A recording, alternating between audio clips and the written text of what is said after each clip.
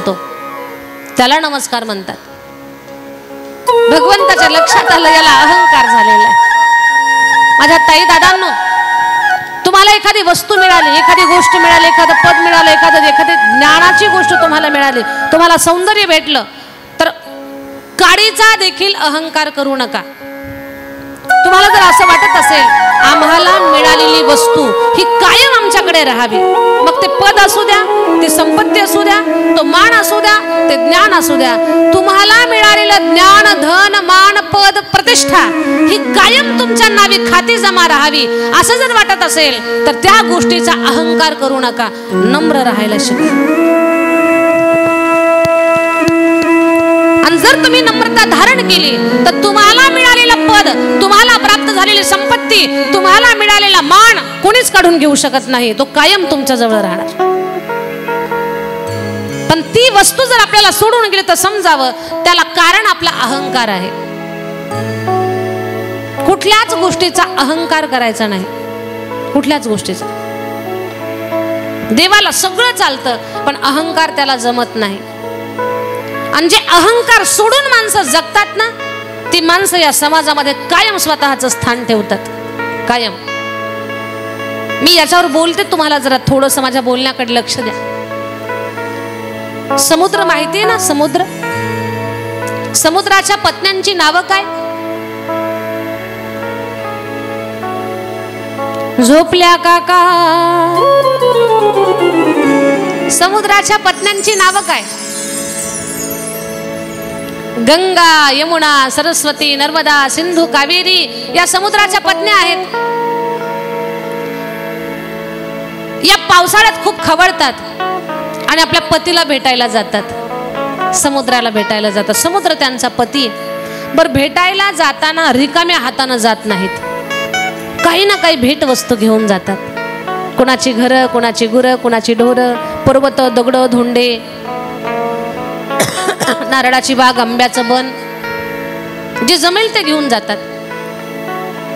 तुम्ही नाही का माहेराला जर गेलात तर माहेरावरून वापस येताना तुमच्या मालकाला कधी हातातलं घड्याळ आणता, कधी एखादा छान टी शर्ट घेऊन येता, पायातला जोडा आणता, मोबाईल फोन आणता, एखादं लॉकेट आणता, ड्रेस आणता की नाही मालकाला? काय सांगता? बंडीचे पप्पा, माझ्या पप्पानं दिलं हे पहा तुम्हाला, माझ्या दादानं घेतलं हे तुम्हाला. बोल नाही का? हे त्यांच्याच खिशातल्या पैशाचं असतं, पण तुम्ही नाव माहेरचं करता. पैसे यांच्याच खिशातले असतात पण नाव कुणाचं? वडिलांचं, माहेरचं, भावाचं नाव. तसं या ज्या नद्या आहेत ना, आपल्या पतीला भेटायला जाताना रिकाम्या हाताने जात नाहीत, काही ना काही वस्तू घेऊन जातात. एक दिवस समुद्र म्हणतो, का ग, मला भेटायला येताना काही ना काही वस्तू तुम्ही घेऊन येता, काही ना काही भेटवस्तू आणता, पण आजपर्यंत एक वस्तू तुम्ही कधी मला भेट म्हणून आणलीच नाही. नद्या होत्या त्या म्हटल्या, मालक सांगून तर पहा काय पाहिजे तुम्हाला, तुम्हाला पाहिजे ते आम्ही देऊ, पण तुम्ही सांगून पहा काय पाहिजे. आंब्याचं बन आणू का, नारळाची बाग आणू का, द्राक्षाच्या वेली आणू का, फुलांचा बगीचा घेऊन येऊ, काय पाहिजे सांगा.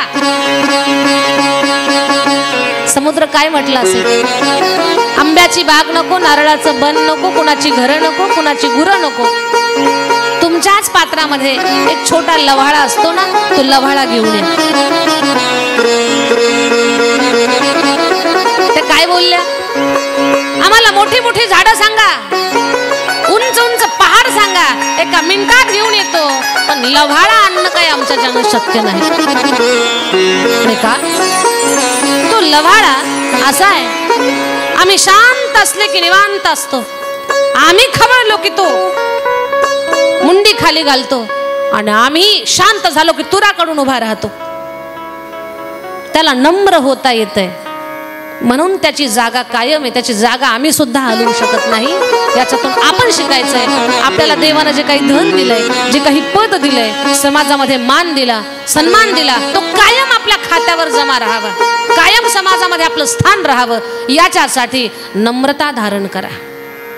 ते कोणीच तुमचं हिसकावून घेऊ शकणार नाही. तुम्हाला जे मिळालंय ते कायम तुमच्याकडे राहील. मग ते कुठलं पद असू द्या, मानपान असू द्या, कायम तुमच्या नावी असेल. पण त्याच्यासाठी नम्र व्हायला शिका.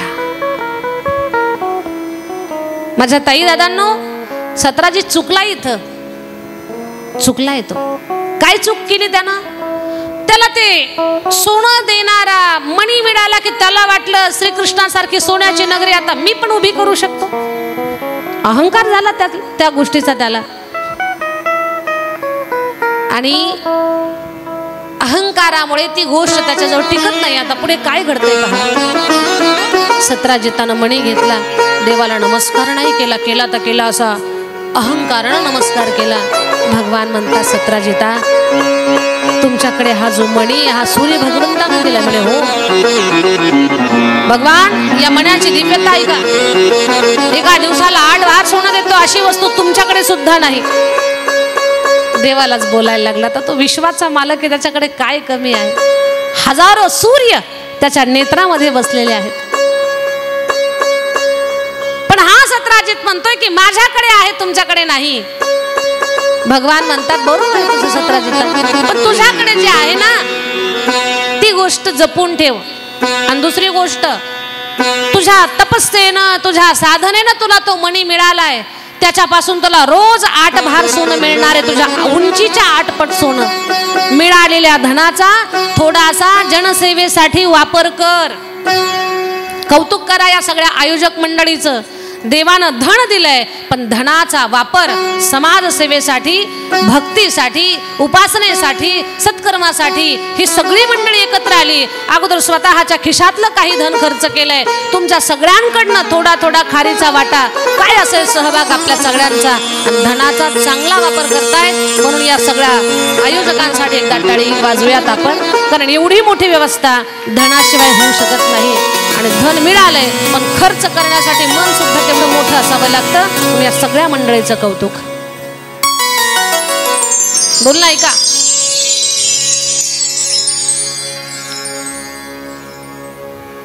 आपल्याला भगवान परमात्माने एखादी गोष्ट दिली तर त्या गोष्टीचा वापर आपण थोडासा जनसेवेसाठी करावा. देवानं खूप संपत्ती दिली ना जर आपल्याला, तर त्या संपत्तीचा वापर कुठेतरी चांगल्या कामासाठी करावा. संतांची प्रमाण आहेत. जोडोनी याधाना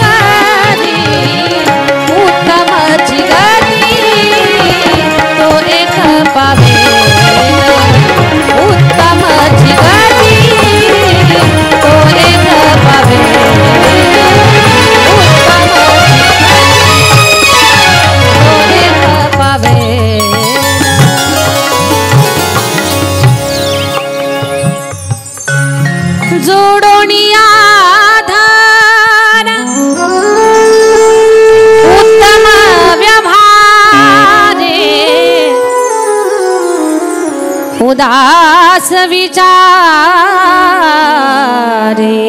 वीच करी. जोडोनिया धन उत्तम व्यवहारे उदास विचारे वेच करी. भगवान परमात्मानं तुम्हाला जे दिलंय ना, न्यायोपार्जित वित्तस्य दशमांशेन धीमहि, कमवलेल्या धनातून काही भाग चांगल्या कामासाठी खर्च करा, म्हणजे उर्वरित धनाचं रक्षण करण्याची जबाबदारी भगवान परमात्मावर आहे.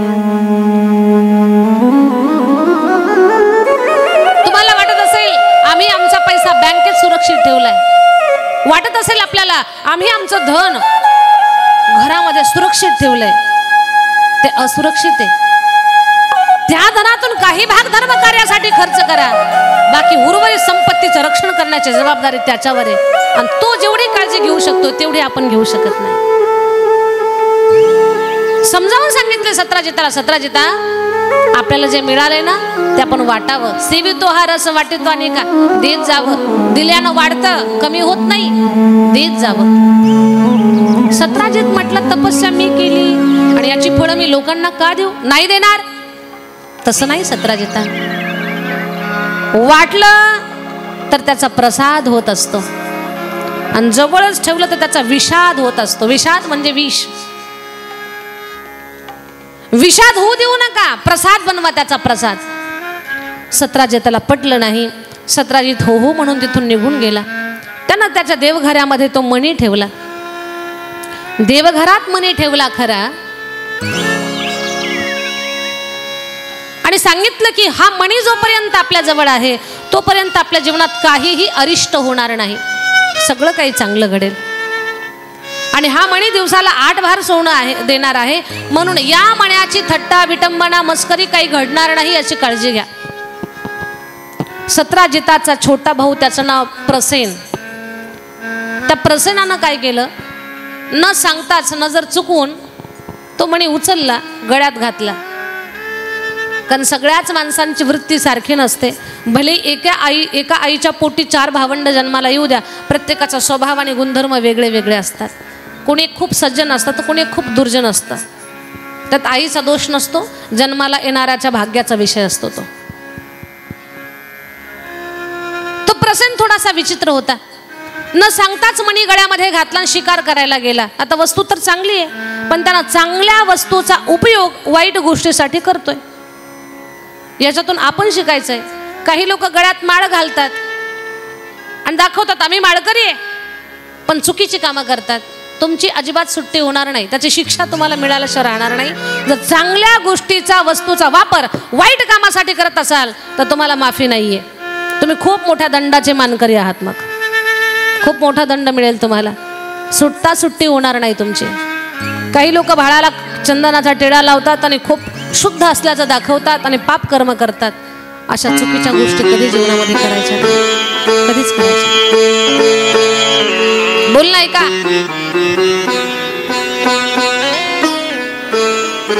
त्यानं गळ्यात मणी घातला. त्याला माहिती होतं हा मणी जर माझ्याजवळ राहिला तर माझ्या जीवनात अरिष्ट काही होणार नाही.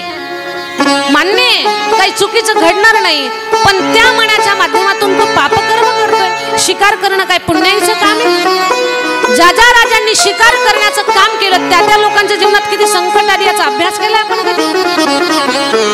राजा दशरथ शिकार करायला गेले आणि काय करून बसले, श्रावण बाळाला मारून बसले. आई वडील तडफडून मेले, शाप मिळाला. शिकारीचा परिणाम काय झाला? आणखी किती उदाहरणं सांगायची.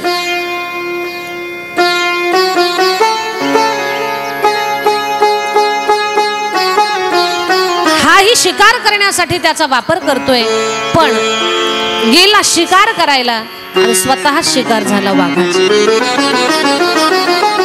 वाघानं या प्रसेनाला पाहिलं काहीतरी याच्या गळ्यात चमकतंय, झडप घातली त्याच्यावरती, ठार मारला प्रसेन. वाघानं तो मणी दातात धरला आणि पुढे घेऊन निघाला. पण त्या वाघाला एका अस्वलानं पाहिलं. अस्वल म्हटतोय अरे काय चमकतोय. अस्वलानं वाघाला मारलं, तो मणी घेतला आणि अस्वल मणी घेऊन गुफेमध्ये गेला. त्या अस्वलाचं नाव होतं जामवंत महाराज आणि त्यांची मुलगी जामवंती. मुलीला तो मणी देऊन टाकला, बाळा हा सुंदर मणी याच्यासोबत खेळ. आता इकडे मणी नाही, प्रसेन नाही. 4 दिवसापासून शोधाशोध चालू झाली. परेशान झाला. सत्राजित ज्यानं मणी तपस्या करून मिळवला होता तो परेशान झाला. काय करावं काही सुचना. प्रसेन माझा दिसेना, मणी नाही, कुठे गेला असेल. मग त्याच्या मनात एक संशय निर्माण झाला. त्याच्या मनात एक चुकीचा विकल्प आला, एक शंका आली. तो म्हणतोय मला असं वाटतंय की हा मणी श्रीकृष्ण भगवंतानं चोरला असावा. आता काहीच संबंध नव्हता देवाचा. काही काही लोक मनानच अंदाज घालतात, बहुतेक यानंच असं केलं असेल. असे चुकीचे अंदाज कधी घालायचे नाही. बिना पुराव्याचा कधी कुणावर आरोप करायचा नाही. बिना पुराव्याचा जर कुणावर आरोप करायला निघालात तर त्या आरोपाचा परिणाम तुमच्यावर झाल्याशिवाय राहणार. जीवन जगत असताना बिना पुराव्याचं कुणालाही आपण बोलायला जायचं नाही. पण काही लोकांना